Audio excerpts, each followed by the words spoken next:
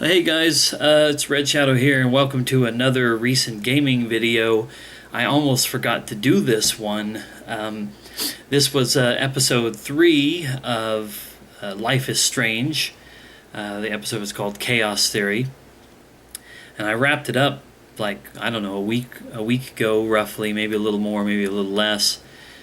And I guess I just kind of put it off, sitting down and doing this. But anyway, I'm going to do it now. This probably won't be very long because I've already kind of lost some of my memory of what happens in this episode. But I do remember a couple of the main parts.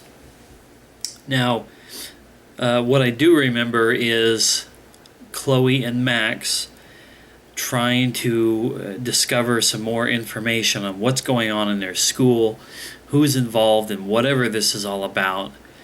And at one point they go to the school and break into the principal's office, look on his computer, look in his files. They're trying to find anything that they can on themselves.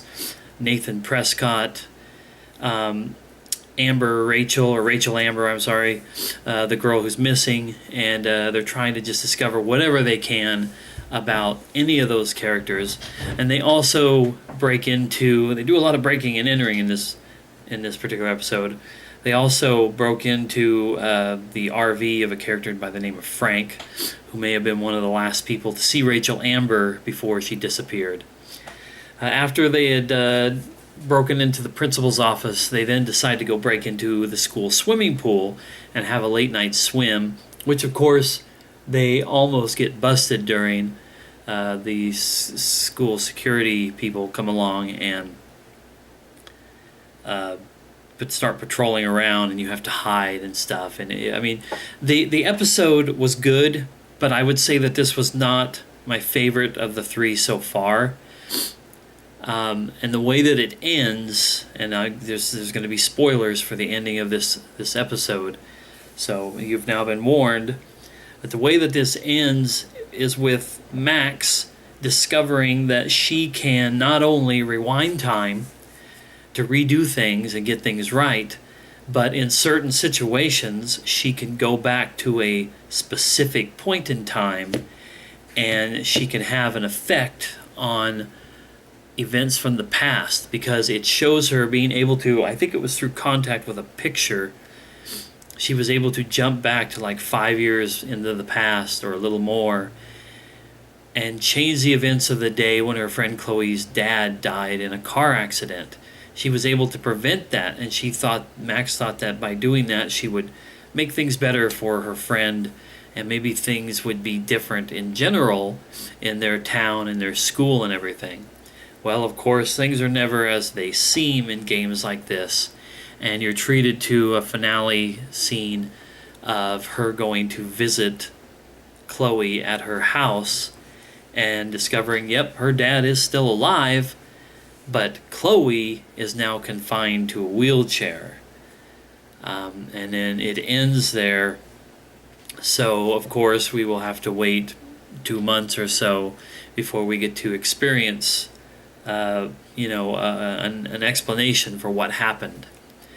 And I think that's what bothered me a little bit. This particular episode seemed to focus a whole lot on things that seemed to start to steer away from the point of the story so far, which is to try to figure out, first and foremost, how to keep the entire town of Arcadia Bay being wiped out by a tornado that's only a couple of days away in the game's timeline, and also trying to figure out like why Max can manipulate time like she can. And this time around, you know that the next episode's going to spend a great deal of time explaining what happened to Chloe due to Max's reordering of past events. And that's probably going to take up quite a bit of the episode. And the question is, are you going to change things back to the way that they were so that Chloe is the angsty teen girl and her dad is dead? Or do you leave it where her dad is there but she's confined to a wheelchair?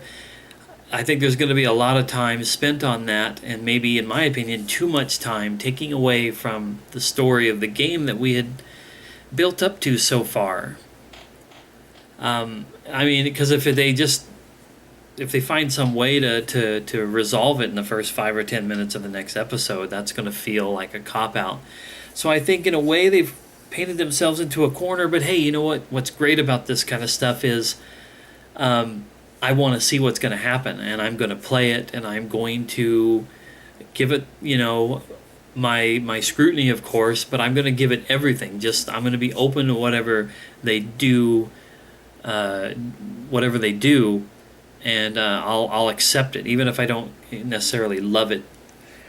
But the next episode is called Dark Room, but it'll be interesting to see what happens. Like I said, it's going to be like 2 months, or maybe a little bit less now, because it's already getting close to the middle of June, and it came out on May 19th. I just waited about 2 weeks, I think, before I actually played it. But that means we're still looking at more than a month before it comes out. So it's a lot of time to think about it, a lot of time to come up with some ideas, and then probably watch them completely go a different direction. But hey, that's what's great about games in general, and games like this with storyline, but also choice and consequence. I'm still loving the game a whole lot. It's not like this is a major downer for a really good game. I do love it quite a bit. So I guess we'll just see, and I'll come back with a video for that once I've played it. But my promise to anybody who's watching, but mainly to myself, is I need to start playing more of my games. I have really, really horribly started to neglect my gaming backlog, my movie backlog, and I want to do more of that. I have spent too much time, in my opinion, watching YouTube stuff.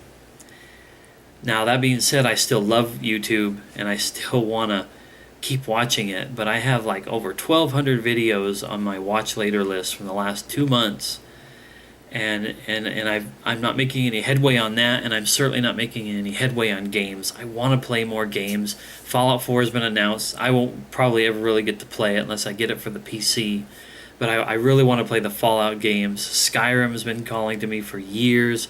So many other games, and I've been wanting to play Super Metroid again, like really bad.